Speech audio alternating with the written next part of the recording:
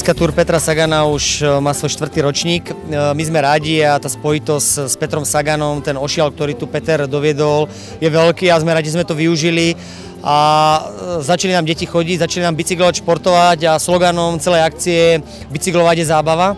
A zatiaľ sa nám to darí, chodí nám stále viac a viac detí z celého Slovenska. Sme vo všetkých regiónoch, dokonca sme boli už aj v Českej republike, takže zatiaľ veľká spokojnosť a sme radi, že stále viac a viac účastníkov vidíme na našej túr.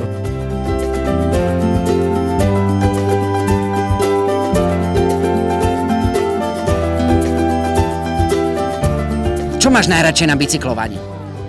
Také skoky a motokrosové trate. Ale predstav si, no pekne, a kam všade chodíš na bicykli? Ideš na bicykli, keď ti mamina povie, že do potravín, alebo do kina, alebo kam všade chodíš na bicykli? S tatinom na zobor zvykneme chodiť. Koľko rokov, alebo ako dlho už sa venuješ cyklistike? 3. 3 roky a ja som počul, že ty si vyhrala aj minulý pretek. Keď budeš veľká, chceš byť ako Peťo Sagan, ale v ženskej cyklistike? Áno. No. A aký iný šport máš ešte rada okrem cyklistiky? Žiadny. Žiadny, len cyklistika. A chodíš na bicykli všade, že do škôlky, alebo keď ide mamina do potravín, tak ty povieš mami, ale na bicykli. Hej, ale mamka mi nedá voľno. Prosím ťa, čo máš na cyklistike alebo na bicykloch najradšej? Hore kopče a dole kopče. Áno. A bývaš, prosím ťa, na nejakom kopci, čiže keď ideš domov, môžeš ísť hore kopcom a potom dole, alebo nie? Áno. Áno. A kam chodíš najradšej na bicykli? Na výlet. Na výlet? A bicykluje aj tvoji rodičia, mamina a ocino? No. Áno. A prosím ťa, kto je najlepší cyklista vo vašej rodine? Mamina, tatino alebo ty? Ja. Dokázal som ísť najväčšou rýchlosťou až 50-kou. 50-kou? No tak to niektoré zvieratá v Afrike nevedia tak rýchlo behať. To je veľký rešpekt, no pekne.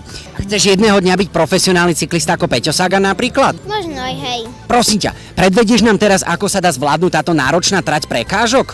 Že nám to ukážeš na bicykli? Dobre.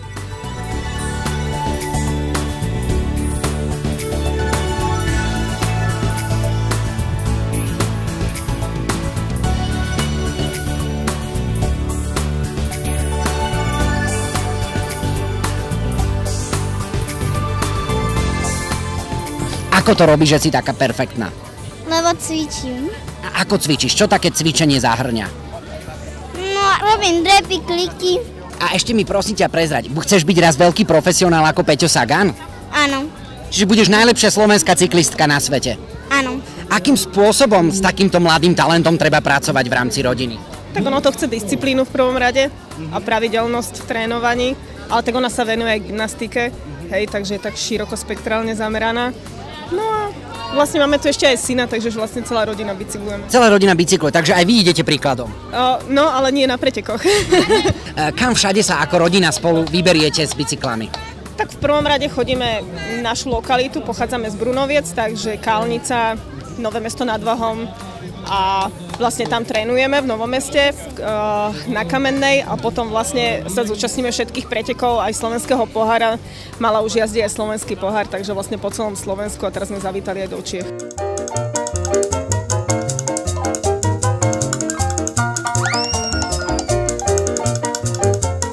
Prosím ťa, čo ty máš na cyklistike najradšej? Že som vlastne vonku, nie je to veľmi ani taký ťažký šport, tak a bicykel má vlastne skoro každý, tak proste vyjem si von a idem normálne. Chalani, prezraďte mi ešte ďalšiu vec. Aká je vaša trénerka? Dobrá, vynikajúca. Aká je práca s mládežou v oblasti cyklistiky? No, ja pracujem s mládežou vo viacerých oblastiach, teda cyklistika aj lezenie, takže všeobecne viem, že je to ťažké s dnešnou generáciou, lebo oni nie sú zvyknutí toľko trénovať, ako sme voľakedy my. Ako vyzerá taká tréningová príprava mladých cyklistov? Čo zvyknú deti tak robiť v rámci tréningov?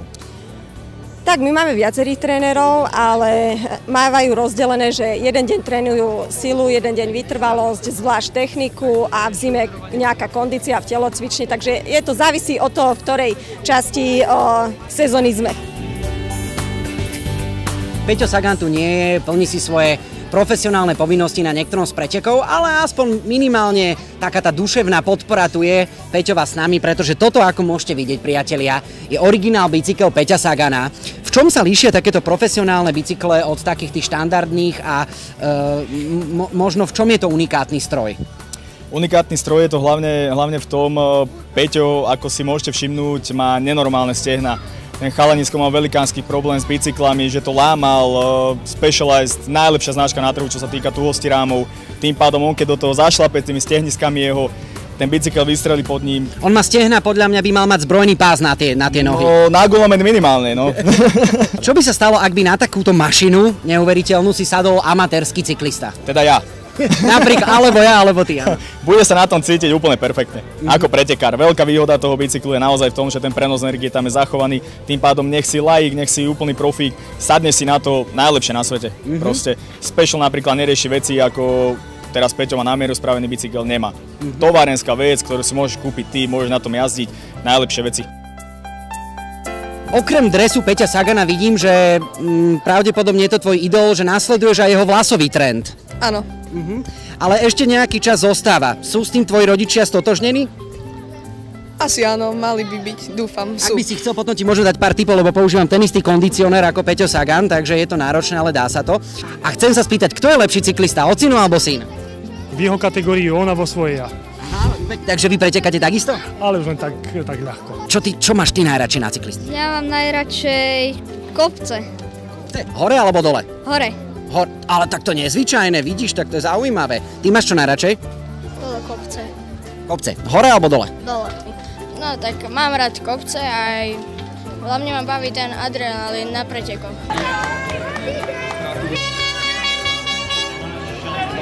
Vysvetlite mi, chalani, ako sa pripravujete vy pred pretekmi napríklad? Máte nejaký špeciálny rituál? No nie, iba rozjazdiť a potom iba rozdýchať sa, to je všetko. Ty máš niečo špeciálne, počúvaš nejakú hudbu alebo niečo podobné? Nie, ocko dáva mi masáž. Masáž, no pekne. Predpokladám, že vy chodíte na bicykli úplne všade. Presne tak, snažíme sa ísť na bicykli úplne všade, do práce, po práci, po tréningu, pred tréningom, čiže stále. Takže aj s pani manželkou alebo partnerkou na rande jedine na bicykli. Samozrejme, to je náš support team, takže ona na bicykli jazdí s nami. Peťo Sagan nielen prepožičal svoje meno tejto túr, ale ako ste spomínal, aktívne podporuje decka k tomu, aby sa pre cyklistiku nadchli. Akým spôsobom vníma Peťo túto dôležitú misiu, aby motivoval čoraz viac detí z mladej generácie, aby sa pohybu špeciálne cyklistike venovali? Peter vie, ako sa spomína, podobných pretekov on začínal v Žiline, keď mal Peter 9 rokov, takže si uvedomuje, že takto aj on sa dostal tam, kde je, možno by ho zlanaril iný šport a práve to, že tá súťaž v Žiline vtedy bola, tak Peter bicykluje a možno také niečo sa nám rodí aj teraz, takže Peter si to uvedomuje, keď spolu telefonujeme, poviem mu vždy zo pár informácií, koľko detí bolo, aká bola atmosféra, takže Peter to vníma, pozerá fotky, takže toľkokrát sa nemôže zúčastniť, lebo jeho pretekársky program je tak nabitý, že mu to nedovolia, ale verím, že aj tento rok aspoň raz sa na detskú túr dostane.